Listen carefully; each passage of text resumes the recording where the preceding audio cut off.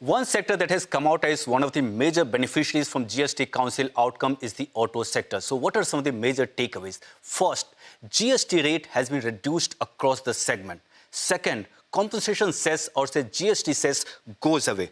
Third, effective rate for even 40% slab would be lower than the earlier tax rate. Fourth, small cars, most selling bikes and auto parts will now fall in 18% slab versus earlier tax rate of 28%. Fifth, tractor and its parts will now fall in 5% slab. And sixth, EVs will remain in 5% slab. So which all companies would benefit the most? So first talk about small cars.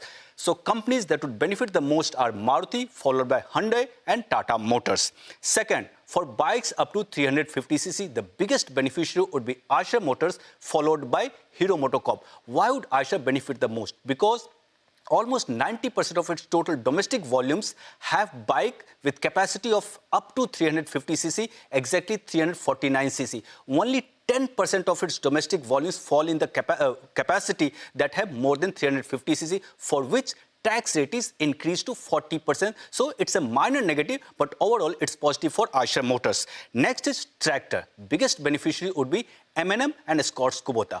Apart from tractor, M&M would also benefit from SUV.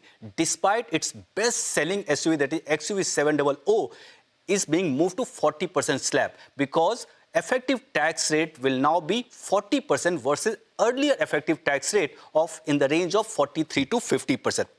Next is three-wheelers. So biggest beneficiary would be Bajaj Auto and TVS Motor. Next is tires. So Apollo Tires, MRF, SEAT and Balkrishna Industries. Balkrishna Industries will also benefit because it's the supplier in the tractor segment, and tractor tires will fall in 5% slab. And last is auto parts, and biggest beneficiary would be Endurance Technology, Bellrise Industries, Sona BLW, Motherson and Carraro. So now after the GST Council outcome, the hope would be that if industry sees an increased demand and if we see an increased estimates for FY26 from current estimate of single-digit growth.